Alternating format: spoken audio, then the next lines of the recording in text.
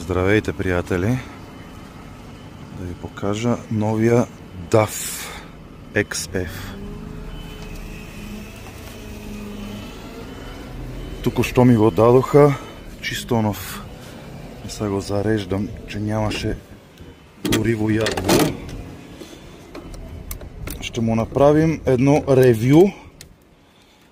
Тепърва и аз ще го разучавам, тъй като не съм карал скоро DAF и то най-новия. Тук има камера отзад. Още не е закачал ремарке. Айде да отидем вътре да го разгледаме.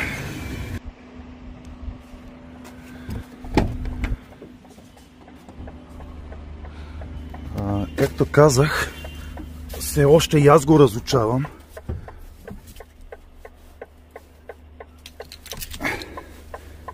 Ще направим... Това е между другото 25-та година. Ще му направим едно ревю.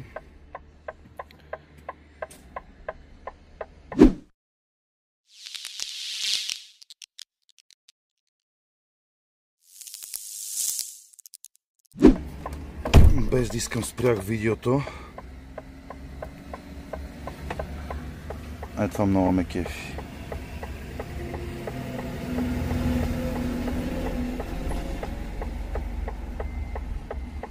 Да видите на колко километра е. 144 км, добре ли? Задната камера.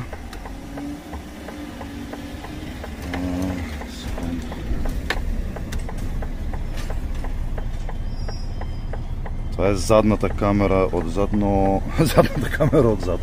Не бе, задната отпред. Какви глупости говоря. Това е камерата отзад. Интересно ми е, сега ще видя като закача ремаркето, какво ще се вижда. И защо е сложена? В смисъл, само като си повлекач ще върши работа май. Ще му направим после едно по-обстойно ревю. Това е хладилник. DAF винаги са били най-добри в леглата. Матрака е уникален. Има и топ матрак. Има стъкло отзад. Там долу и това нещо пречи на лявото стъкло се свали додолу. Но пък има много добра видимост. Тая камера оттам. Доста е по-малък и тесен от стария XF. Знаете, преди беше най-големия. XF-а беше доста широк, този е доста тесен. Барчето обаче му е останало. Това е уникално нещо на DAF. Гледайте, маса.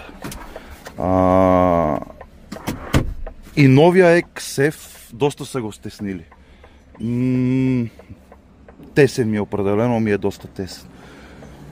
Но пък знаете, че излезна новия XG, който е с най-голямата кабина в Европа. За сега, разбира се. И аз ще съм като оня. Rolls-Royce.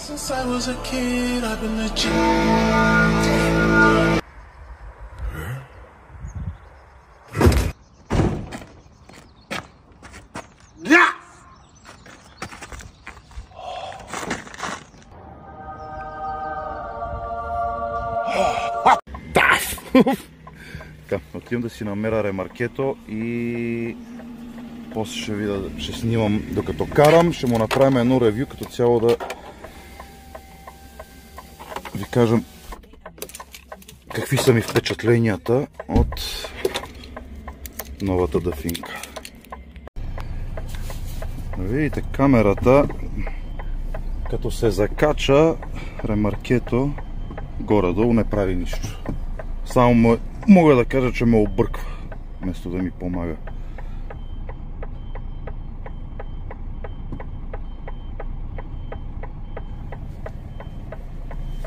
Това е специално за камерата. Както казах, той още не е закачал ремарке. Този влекач, много ми се иска сега да не обирам греста по борда на ремаркето. Ще го вкарам максимално до царския болт.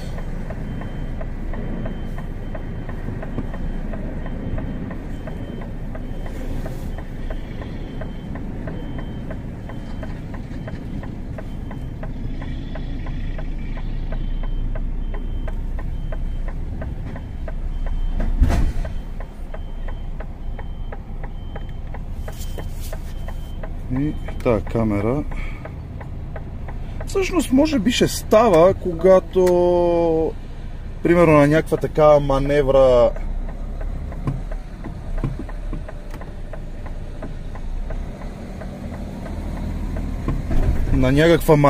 назад, примерно когато си изкара задницата от ремаркето, тогава може и да помага. Не знам, ще го тестваме после.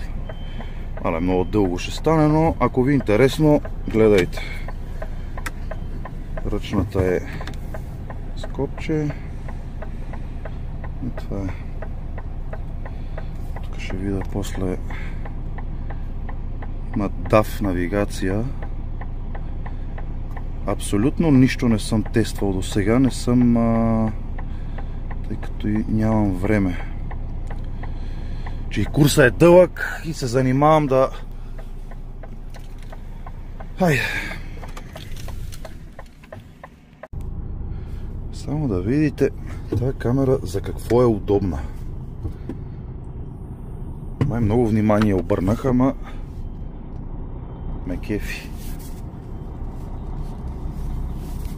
Ето, за тези случаи, когато, както казах преди малко, влекача е отвън. Ето, в момента виждате как е счупен и какво виждам тук. Защото от борда не виждам какво се случва назад, а камерата ми дава доста ясна картинка. Жестоко е. Иначе, докато е в движение напред, не върши работа.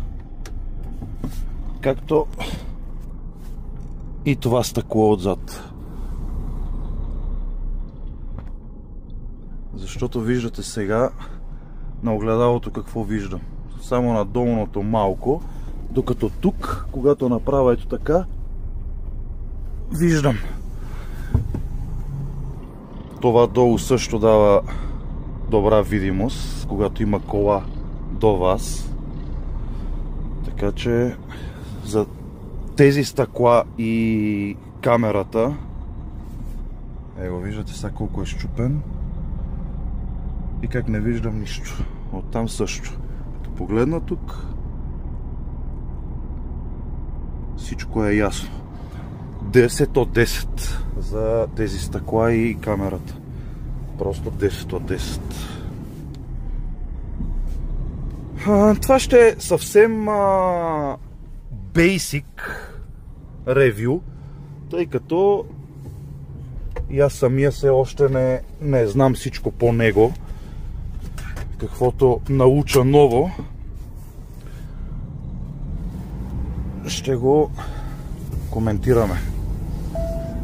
Ай, сега ще зареда камерата за главата и ще снимам после пак.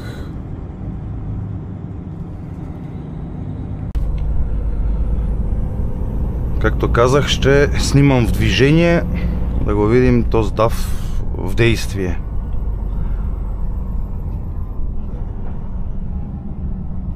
И да споделя първи впечатления, които са много, много добри. Харесва ми.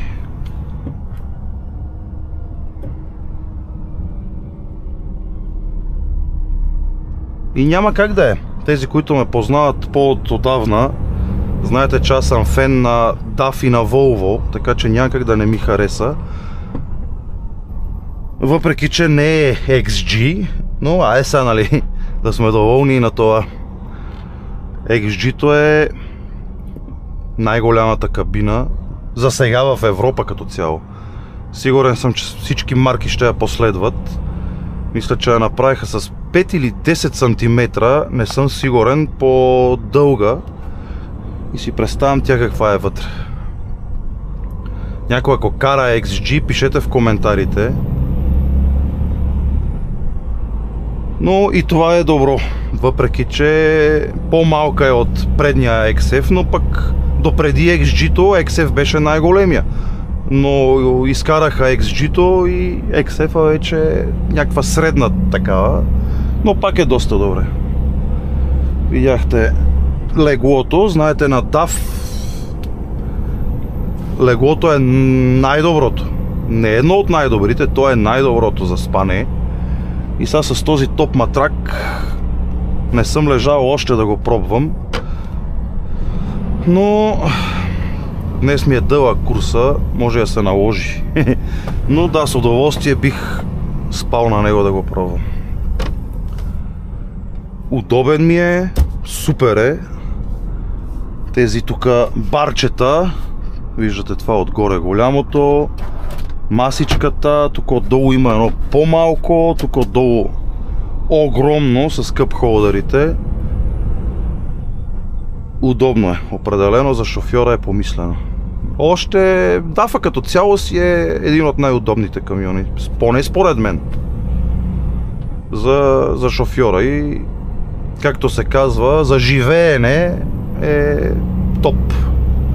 Големи шкафове, голям хладилник, който не мога сега да отворя. Тук с такива за големи бутилки. Тук има голям шкаф. Горе-долу като стария XF. И пак представям си XG-то. Този е с огледала, което за мен е по-добре. И много се радвам, че е с огледала. Че тези камери, да, направиха ги за аеродинамика, но аз лично не съм им фен. Тук единствената камера е тази, която замества това огледало, което е насочено да се вижда пред кабината. Не знам дали виждате монитора, което пък дава и назад се вижда, и напред кабината. Не е само като огледалото да се вижда е там долу. Но и тази камера да я няма, да си е стария вариант на огледало, пак ми е окей. С две думи предпочитам си огледалата.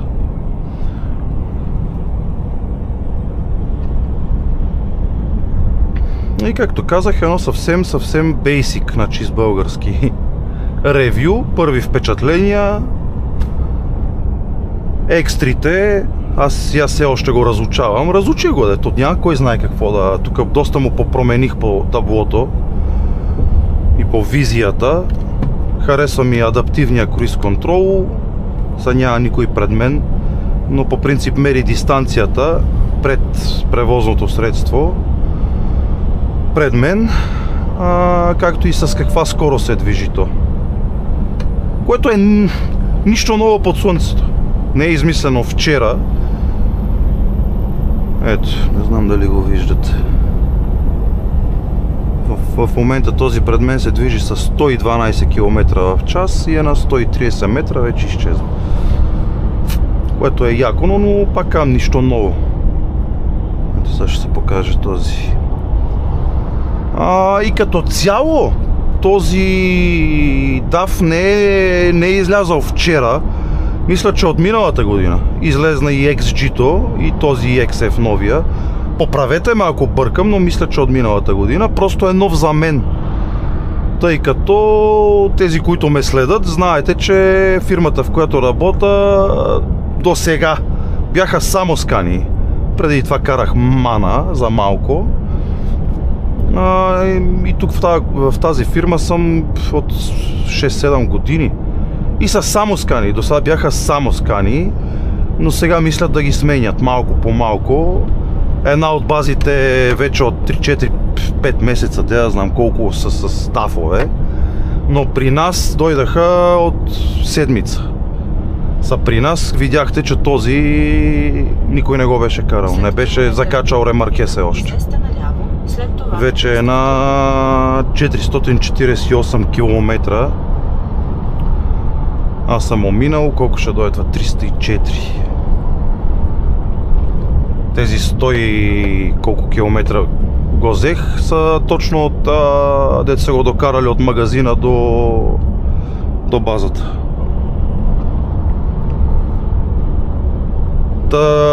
Исках да кажа, че за мен е нов. Аз не съм го карал този.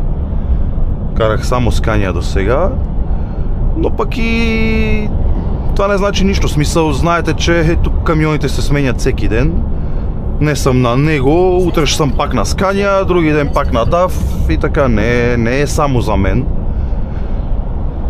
Не съм трампер, така наречения трампер, да карам от понеделник до петък. Повечето фирми, които са с така наречените дневни шофьори, сутрин излизам, вечер се прибирам. Повечето такива фирми са, всеки ден са дават различни камиони, сменяме ги. Трамперите или тези, които карат Европа, вече са си, може да са на един камион. Но мен това не ме бърка, аз предпочитам. Изобщо не ми пука какъв камион ще карам. Важното за мен е сутрин да тръгна и вечерта да съм вкъщи при семейството. Да, от време на време с такива дълги курсове налага се, ако не се стигне, и пак не е невъзможно да стигна, просто аз сутринта много се забавих.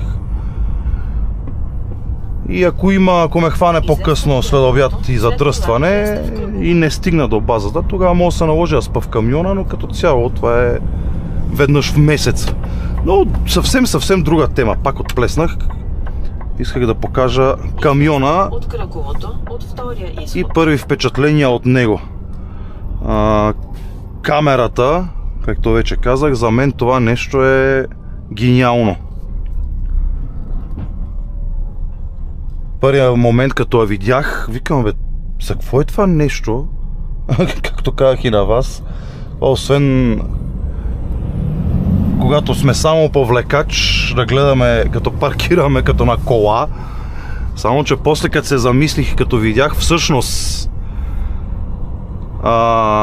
каква видимост дава, когато влекач и ремаркето са счупени, просто съм възхитен.